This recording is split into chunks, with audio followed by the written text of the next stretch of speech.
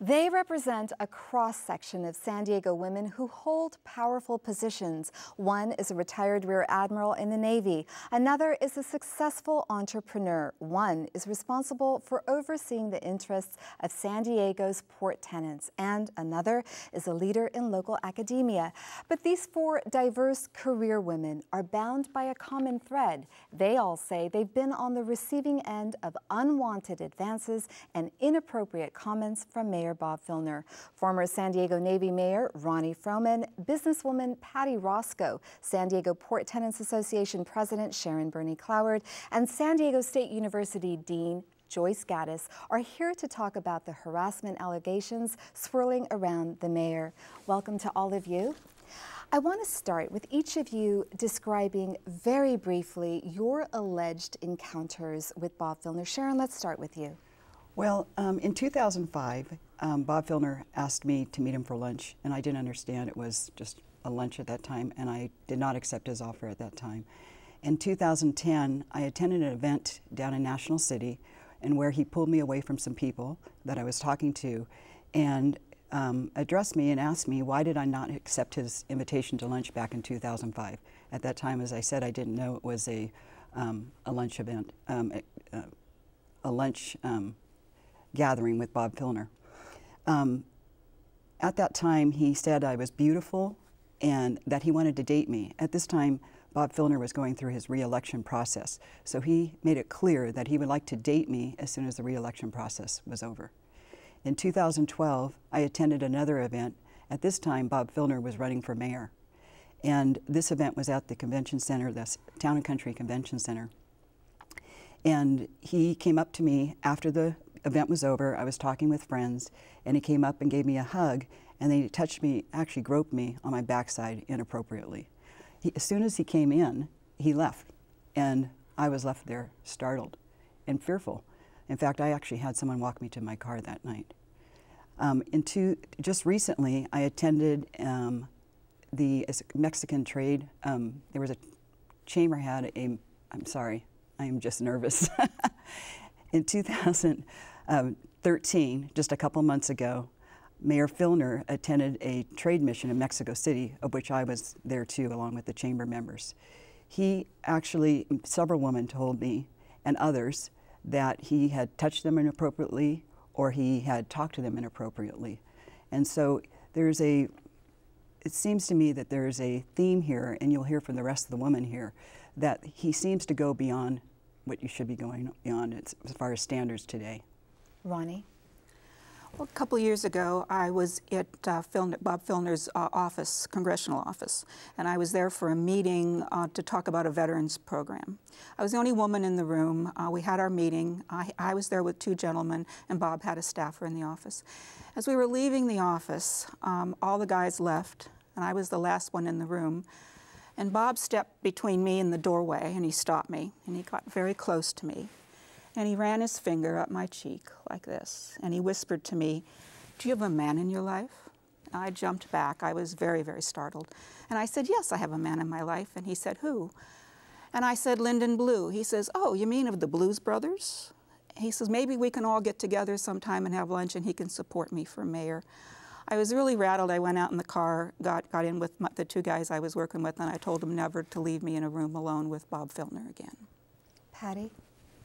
I've known Bob Filner for a long time, since he was in the city council, and on numerous occasions he's put me in what I guess now is the famous headlock, and I felt fearful, even as well as I knew him, because it was an invasion into my space, and he would come in and try and kiss me on the lips, and I'd have to squirm to get away. And just as recently as a few months ago, this happened. And I turned, and he just slobbered down my chin, and I was so violated, and I was so offended.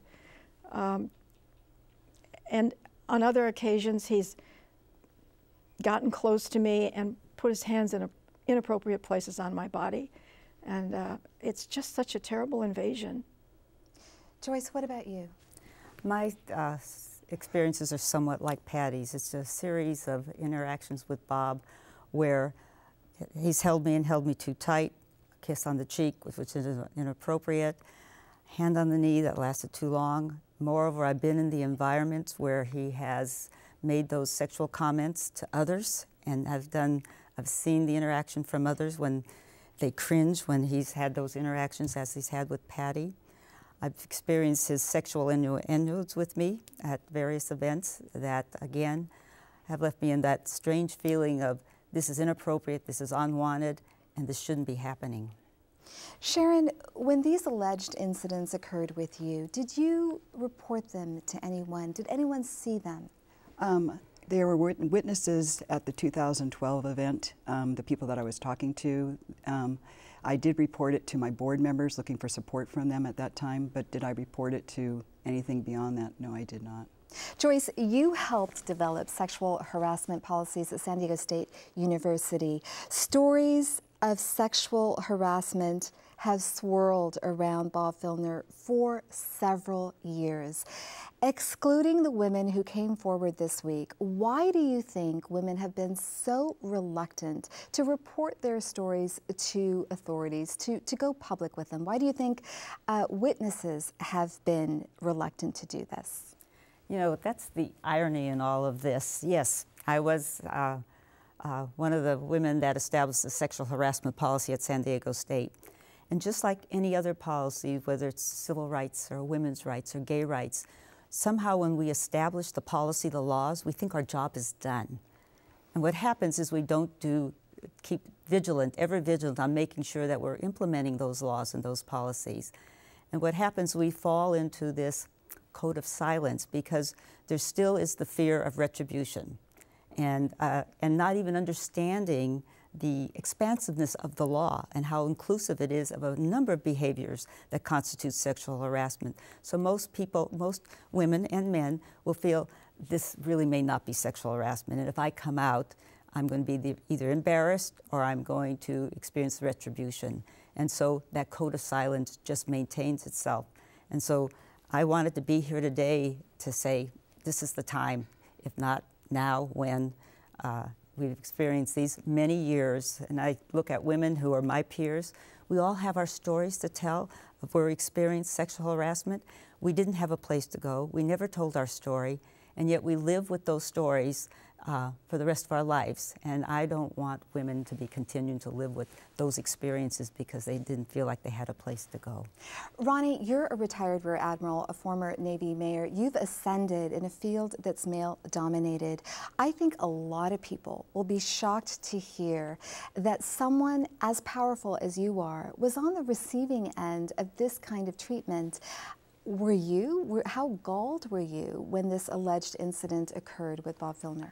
I was so angry and I felt violated. I just didn't expect anything like that to happen. And it made me very, very angry and I felt violated. He got into my space. And Patty, these sexual harassment allegations were first made public 2 weeks ago. Why come forward now? Amita, I think enough is enough. I think that we have gotten to a point where we don't want to say, oh, that's just Bob. It's not good enough that's just Bob or Jack or Joe or Phil or anyone. Bob Filner is the leader of our city. He is in a position now where he can't be in a meeting with a female staffer. And there are young women working for him. There are young women who work in organizations that perhaps he has power over. And to think that my silence, our silence, is affecting those young women is devastating. And I think it's just time that we stood up and say, we cannot have this kind of an immoral man leading our city. And Ronnie, you know, the mayor has come out and he has said there's a monster inside of him. He has said he needs help. He has said that he has disrespected and intimidated women, but he has also said that he doesn't believe the sexual harassment allegations and that once due process takes place, justice will prevail, in his words. What do you think of his response? What do you want to see happen? I think that he's the leader of our city. And when you raise your right hand and you take that oath to support and defend the Constitution as a public servant, what you're saying is you're signing up to a higher level of standards in your life, and your personal life and your professional life all meld in together as a leader. And you're there for people to look up to and as a role model. He's not been a role model. He's not a leader for our country, for our community. And I think that it's time for us to call for his resignation. And today, what I want to say to all the women, we're here to support all the women that have come forward.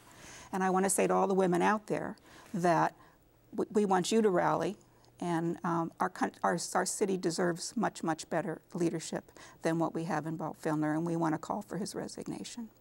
And we want all the women that are still out there, because there are many, many stories in this city. We want all those women to come forward. And we're going to close it there. Ronnie, Sharon, Joyce, Patty, thank you so much for speaking to me today. Thank you for listening to us. Yes.